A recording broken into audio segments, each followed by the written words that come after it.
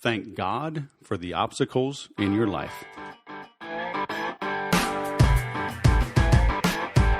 Hello and welcome, my friends, to the 168th episode of the Sales Podcast. I'm Wes Schaefer, the Sales Whisperer, your host. Today we have Mr. Charles Gaudet. He's going to teach you about how you can sell at the age of 4, how you can start a business, a multi-million-dollar business by the age of 24, and how you can work yourself almost to death and what to do about it, how to bounce back, how to embrace obstacles, and how to embrace even ADHD, which honestly, I think any entrepreneur worth their salt has at least a little bit of that, if not a bunch. I'm sure glad I was born when I was. I'd have been a drug-riddled little kid being told to be quiet and sit in the corner. No way, Jose. And then we wouldn't have the Sales Podcast now, would we? Hey, as I've been mentioning the last several episodes, I started a way for you to benefit from my own little bit of ADHD and get a over $100 value in a sales success toolkit. All you have to do is subscribe to the podcast, either on Stitcher or iTunes. Leave a 5-star review and then text the word sales to 96,000 so I know who you are, and I'll pick a winner each week and mail that kit off to you. So again, just text the word sales to 96,000 after you leave a review, 5-star review, and the gift just could be yours. Now let's bring on our guest. To the uneducated, I have Charles Gaudet II on the phone, but my listeners are educated, so the proper pronunciation is Charles Gaudet. Welcome to the Sales Podcast, man. How are you? I'm doing fantastic. Thank you for having me, Wes. Thanks for joining all the way from New Hampshire. I don't know if I've had any New Hampshire guests on, so literally diametrically opposed coasts here, man. So I'm interested in your perspective from the northeast corner of the world, so no pressure, all right? Absolutely. No, I love it.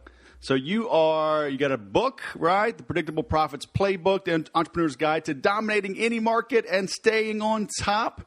But what is your history, man? Tell us a little bit about how you became the marketing guru, able to write a book, and then we're going to dive down the rabbit hole.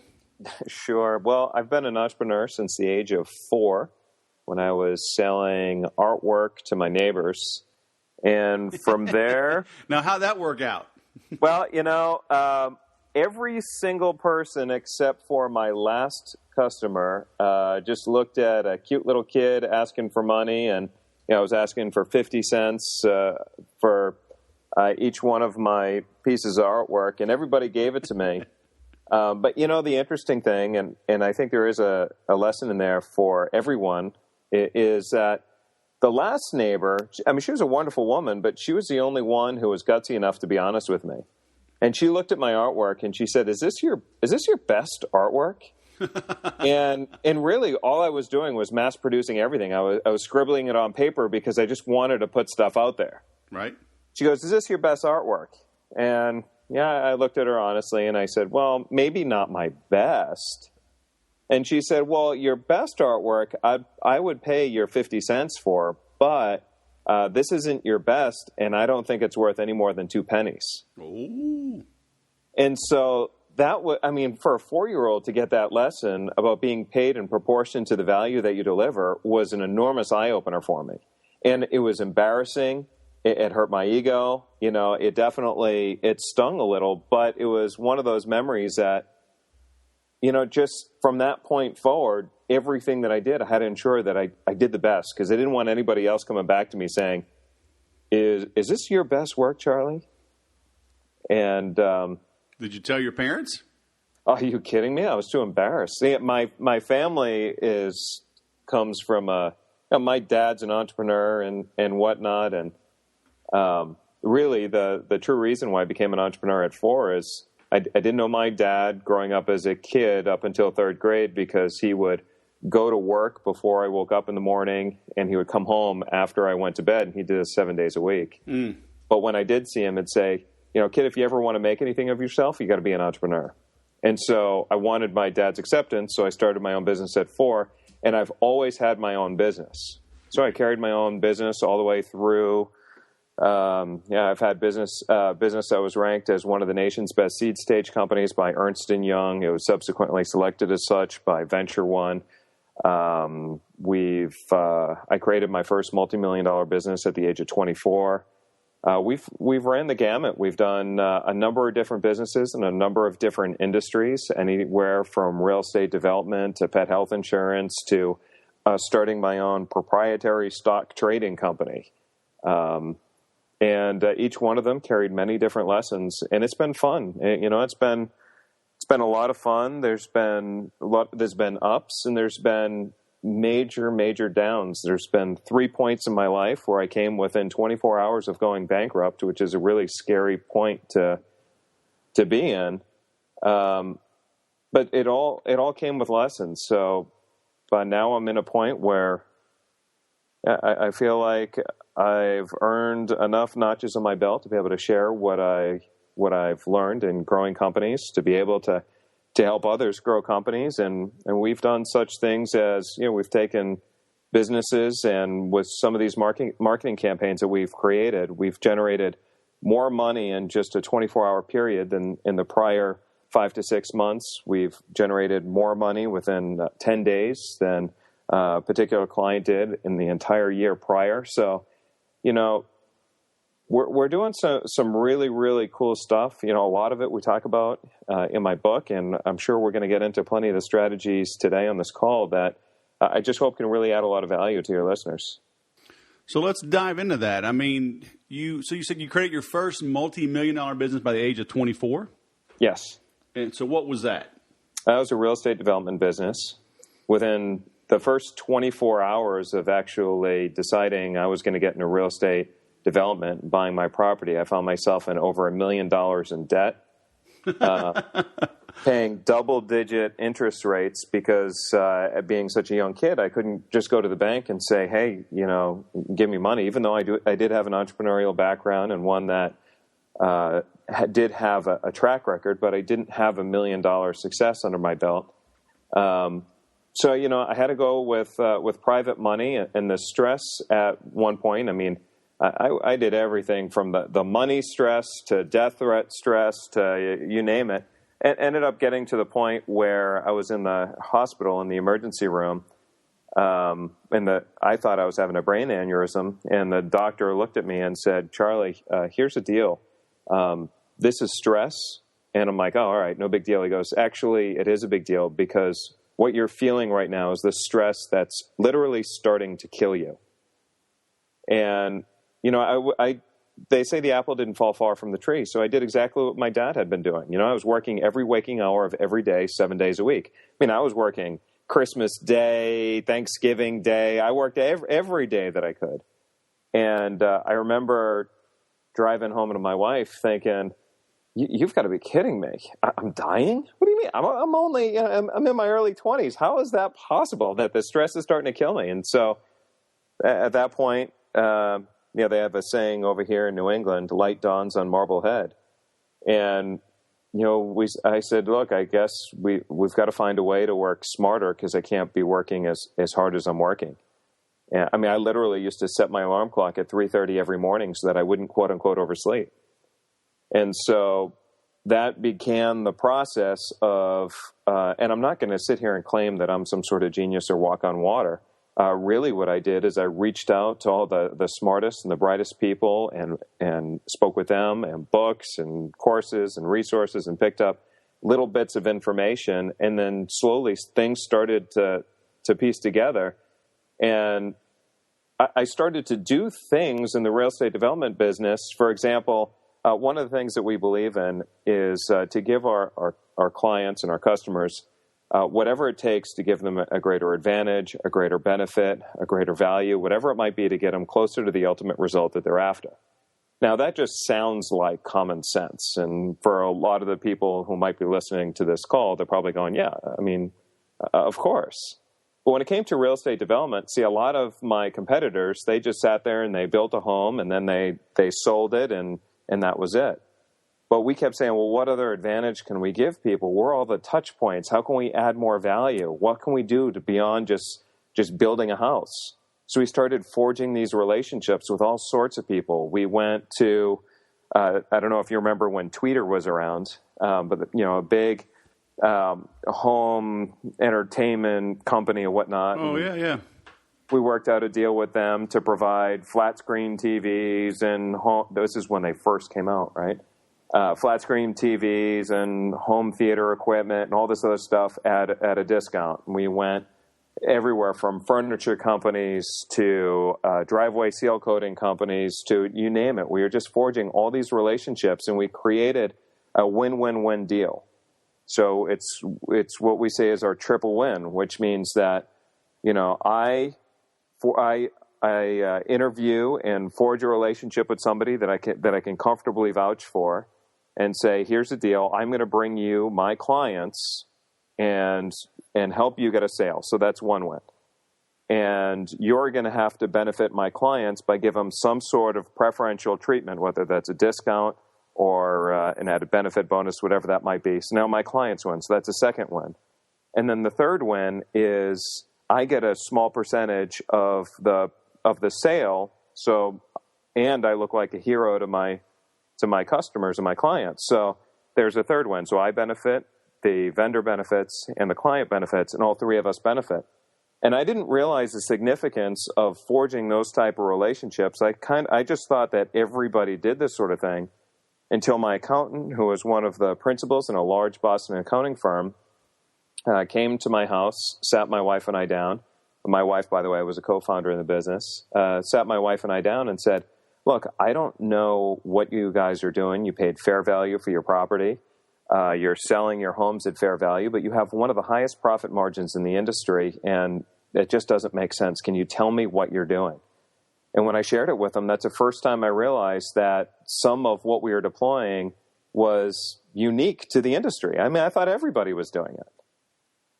But just having that mindset of looking for all different ways you can have a greater advantage, a greater benefit, a greater value, and you're always looking for ways to add more value to your relationship, turns out that it works out well for everybody. So, obviously, you lived.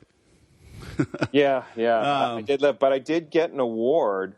I did get an award from the police department for catching one of the people who did put a death threat on me, one of the subcontractors, who did have a death threat against me and did have a weapon. If he wasn't so high on drugs, he would have stabbed me. So a subcontractor gave you a death threat? Why? Because you were...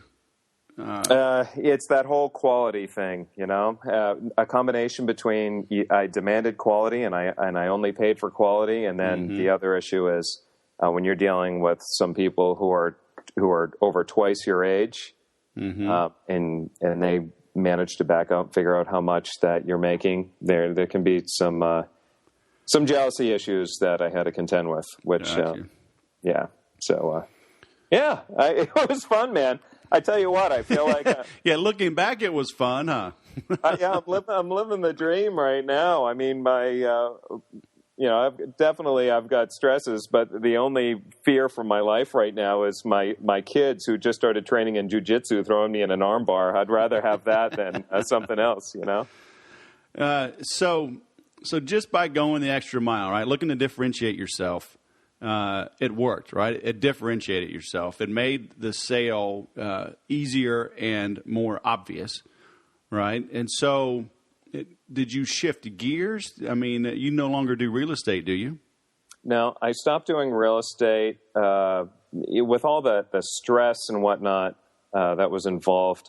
I ended up starting, and I started another business at one point when I thought I just wanted to close off from the rest of the world and be in my own little bubble. And that's when I started a proprietary stock trading company, which I developed my own computer algorithms. We were running money in the market, eventually attracted enough of interest where we started getting in the discussions with somebody about forming a hedge fund, and they were going to put many, many, many millions behind it. And long story short, 2008 happened, and the algorithms didn't perform the way that we had hoped. But what that allowed me to do is we took the time that we had with all these automated computer algorithms and whatnot, gave us some freedom to travel. And my wife and I invested $250,000 with Tony Robbins. Wow. And You know who Tony Robbins is? Sure. Sure. And it's not all $250,000 went to Tony. Some of that went to traveling with Tony. And so we took off every week for roughly 2 weeks. And we did it because there was 100 other people that joined the same program. It's this platinum partnership program, and they were all high achievers. And I just got this bug. Once I did it with real estate development, and I managed to turn my over $1 million in debt to my first multi-million-dollar business. I'm like, man, I wonder what I could do if I learned from some more people who have gone down this road before. Mm-hmm. And Tony introduced us to a wealth of just very amazing people, and that just only further opened our eyes and opportunities. So so I did. I don't know. I just went all ADHD on you, right? But well, I mean, those seem like some big shifts. I mean, you're in real estate, then you go into stock trading, then you go into Tony Robbins. I mean, is this the stereotypical, trying to find yourself sort of venture? I think that you could say that. I think that's definitely fair, but at the end of the day, what I have a passion for is growing businesses. Mm-hmm. And look, I mean, you're the guy who knows everything that people need or want to know about sales, right? Amen. And so if I asked you to sell a widget, or if I asked you to sell a puppy or a car or you name it, you could sell those, correct? Sure. So you're the expert at selling stuff. And so I'm fantastic at marketing. And so I know how to grow a business through marketing. And I may not have the same sales experience that you have, but I know enough to be dangerous when it comes to sales. And so for me, it was just the chase, being able to start something fresh and grow it and grow it and grow it. And I still get that chase with the business that I'm doing now because I'm working with so many different people in so many different industries. I get the challenge every single day of, all right, here we go. Here's this business. It's stuck. What do we need to do to grow it? Mm-hmm. And so, so you could argue maybe I was trying to find myself, or maybe I just did find myself. I just didn't know how to label it. So what is your big takeaway from all this? So you know how to market. But I mean, it seems like in the beginning, it was your relationships, right? I mean, telling that story on creating the win-win-win. I mean, would you say it was the relationships that really helped, or some key marketing, angle? I mean, it sounds like it was relationships, and then from those, maybe you learned the marketing. Would you say that's accurate? Well, someone once said, and I want to say it was probably Jay Abraham, where he said, you get paid in direct proportion to the value that you bring your customers. And I'd suggest that you probably would agree with that, just from what I know about you. Is that correct, Wes? Sure. So I think ultimately that becomes the bigger picture. So my relationships were all about creating a bigger value. Even when it comes to positioning strategies, where we'll position ourselves as the expert, position ourselves as the obvious choice. I mean, that comes all down to perceived value. Sure. And so everything that we do really is all about increasing value, whether it's tangible value, whether it's value in convenience and relationships and speed and creating better advantages, or whether it's perceived value. And I may have just said that. I'm not sure. Yeah. Did I also say that I'm the ADD king of the world? And that actually is properly diagnosed. I had a doctor that diagnosed me as having the worst case in learning disabilities that she had ever seen before. Well, they, I think that probably motivates you, right? I just heard, oh, no, I'm drawing a blank. He was the... It's catchy, man. You better watch out. He was the founder of Kinko's, and he was the keynote speaker at Entreport's Entrepalooza. Paul, or he's Lebanese, or is it Orfalea? Orfalea. Great guy. And, he sold overall, over $330 million. And he could barely read. He hates computers. It's funny. He hates technology. But he was good with people. He was good with attention to detail. He got the most out of people, right? And he did okay for himself. So, hey, that's probably why you're succeeding, would you say? Sometimes our biggest weakness or biggest obstacle. Oh, the other guy that spoke, I got his book right here, Ryan Holiday. I'd never really heard of him, and he's a big deal, I guess. Several best-selling books, but he wrote The Obstacle is the Way. Sure. And so I'm reading through this. Pretty good. He's really good. It just goes back into history, and it's really fascinating. I like that kind of stuff. But, it sounds like with you, the obstacle became the way for you.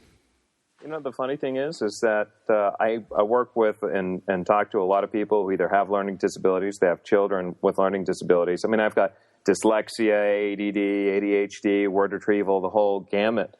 And I could never learn the same way that everybody else learned, so I had to teach myself a new way of learning. I never was able to learn in any classroom environment.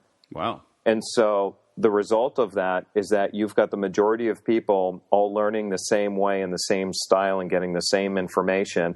I'm the positive deviant doing something a little bit differently, which led me to being able to see opportunities, ideas, techniques, and so forth that were obvious to me, but everybody else couldn't see.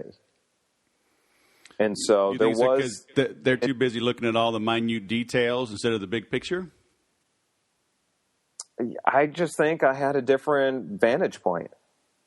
It's not that what they were doing was wrong. It's just that I came in from a different angle. Right. And only... not by choice. Right. Yeah, but it ended up being an advantage for you. A massive advantage. I had a discussion with somebody recently that said, was asking me questioning about my learning disabilities. And I said, the funny thing is, and, everybody hates it. Now, I guess it's not PC to say learning disabilities. You get to say learning differences, right? Yeah, whatever. And I said, since you either suffer from it or benefit from it, you can call it whatever you want. Absolutely. But, I had shared with a friend of mine the other day. I said, if let's say God came down and said, "Hey, Charlie, I got a question for you. Do you want your kids to have the same learning disabilities as you have, or would you rather them not?" And for me, it's a no-brainer. I feel like it has served me extraordinarily well. Right. And I feel it's a gift, and call it a learning difference. And I'd give my children that learning difference. If I had the choice, because it has served me well. And look, as far as the hyperactive part is concerned, when's the last time you've ever seen a really depressed hyperactive person? I just, it just doesn't happen. I don't know. If they're pinning you to a desk, you can get kind of depressed. But I know what you mean. I mean, I probably had ADHD or whatever if they'd have diagnosed that stuff back in the 70s. But I mean... I think ultimately it was intelligence. I was bored. I was done with schoolwork, and I'm looking around like, hey, let's go play. And the teacher's like, be quiet, Wes. The teacher was always like, Wes has good grades. He's very polite, but, man, I can't get him to shut up. And it's like, because I'm bored. Give me something more to do. And now they just drug everybody to death. But, oh, well, I digress. Sure.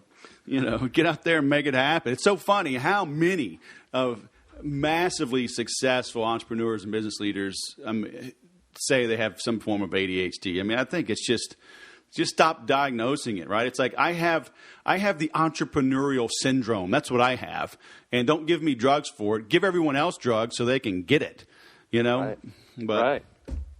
Oh, well. It's funny. I've just, had this obsession with reading about different entrepreneurs and meeting different people and billionaires and centimillionaires and whatnot. The one thing that they've had in common is that they have all had to overcome a massive, massive obstacle in their life. Mm-hmm. For some people, it's physical, or it might be mental, or it might be emotional. And for other people, it's been a dire situation, a bankruptcy or whatnot. And, it's funny when I'm sure there's going to be a number of people who are listening to this podcast who, they're stressed. They feel stuck. They're not making the amount of money that they feel like they should be making right now. But there are going to be two different types of people. There's going to be one group of people who takes the situation that they're in and they feel that they're somehow victimized from it. They blame the economy. They blame the president. They blame anything they can, policy changes and whatnot. And those are the people who they only have this one strategy, and that's hope. And you can hear it when they talk. It's, I hope this changes. I hope this. I hope this. I hope that. And I would argue that that's probably about 80% of the population. But then you've got these 20% of the population. And they're the people who say, you know what? This is what's going on, and this is what I'm going to do about it. And this is what's going on, and this is what I'm going to do about it. They're not the people who blame the economy. They're the people who are going to say, all right, well, the economy right now is bad. What do I do to profit from this? How can I deliver a greater advantage, a greater benefit to the people who are in need right now? Right. People are spending money. They're still spending money, even when the economy is not as strong as it should be. They're just being more strategic with how they spend their money. Right. They only want to give it to the best vendors who are most likely going to solve their problem, who are most likely going to deliver a result for them. Right. And so while all your competitors are weak, they're beaten down and whatnot, now's your time to be able to capture a lot more market share by being more strategic. Right. Yeah, I was going to ask you about that a little bit, but unfortunately I got to cut this one a little bit short. But I do want to ask, because I think ultimately your attitude, I think Zig Ziglar would always say it, maybe Tony Robbins, I don't know, but your attitude affects your altitude, right? I like that. Yep. And it sounds like, you just had the right attitude. Never say never. Never quit. Add value. Differentiate yourself. But if you had to leave people with like one or two, quick things or tactical things that they should do to grow their business, other than buy your book, which I'm going to link to in the notes. What would you say? What mistakes do you see people make, or what do you see successful always do from a tactical standpoint to stack the odds in their favor that they're going to grow? I think there's many different ways we could take this, but the most obvious one from a marketing perspective is most people have grown their business using one to three profit centers. You hear of somebody saying, I'm making X amount of dollars per year and I get all my business almost from SEO or almost from pay-per-click or almost from referrals or almost from whatever. And so when it's almost from one to three different sources, we use the analogy of what we call a money wheel. And if you only have one or two or even three spokes in the wheel, and one of those spokes breaks, you end up having a pretty bumpy ride. Am I correct? Yeah, that's the old adage. Dan Kennedy talks about, the loneliest number is one, right? Just having one means of anything, one marketing source, whatever. So what we look for is we look to find ways in which we can create multiple profit centers or multiple spokes in the wheel, so that you create more of those predictable, ever-increasing profit centers. So in order for you to be able to create additional profit centers, whether you're going to different markets, whether you're going to direct mail, different strategies online, et cetera, there are dozens and dozens of different strategies that will work for your market. You need to be able to have all this bandwidth. As entrepreneurs, we are just always struggling with the challenge of never having enough time. So that comes into being able to systematize everything that you're doing so that your business can grow whether or not you are actively deploying these strategies or not. There'll be many times where we build in these customer re-engagement strategies where we bring back and reactivate inactive customers and whatnot. And people get it, and they'll do it the first month. But then when it comes to the second month, they're on to something else, and they completely forget, so they don't do it the second month. But we have so many amazing technologies, whether it's HubSpot or whether it's Infusionsoft and any number of, Salesforce, et cetera. We have these technologies that finally allow the small business to be able to compete on a big business playing field. And so as a small business, you can automate and leverage yourself so that one person can now have the power of 40 people. And so I guess in conclusion, I would just encourage people to consider building more profit centers. Our general rule of thumb is you want to build at least one new profit center a quarter. And from those profit centers, find ways to be able to leverage yourself. Leverage is the ultimate key for all small business owners. And you can find leverage both through marketing and find leverage through automation and technology.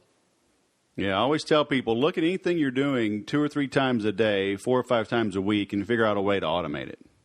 Absolutely. So, all right, Mr. Charles. And so, for the uninitiated, it's Gaudet, Gaudet. But for the educated, it's Gaudet, correct? You got it, my man. So we can find you at predictableprofits.com. Is that the best place to send people? Yes, that would be great. All right. Well, thanks for coming on the Sales Podcast, man. This has been awesome. Truly a pleasure. All right, man. Have a great day. You too. So right after we recorded this, I was up in Boston and was visiting HubSpot and getting to know those guys a little bit better. Also hung out with the folks at Wistia, had a nice happy hour. That's always good. And Charles drove down about an hour to just to meet me. We went to dinner. And I can tell you, the dude is legit. He is as sincere and honest as he sounds when you meet him in person. So just a good dude. I encourage you to follow him online, follow him on Twitter, get his book. And we link to everything as well. You can get all the notes and the links at thesaleswhisperer.com/session 168. And I just love his, I'd never really heard a story about or somebody say, have you ever seen an unhappy or a depressed person with ADHD? And it's like, yeah, I guess you're kind of right. So like I said, embrace your obstacles. God puts them there for a reason. He won't give you anything more than you can handle. And it's just a way of God telling you, you know what, that's something you got to beef up on. You got to get better at it. And once you get better at it, then you'll be ready for the next thing. Okay. So that's really how you have to look at it. And as you look back, I bet you can realize the obstacles, the challenges you've overcome, how they did prepare you for bigger things.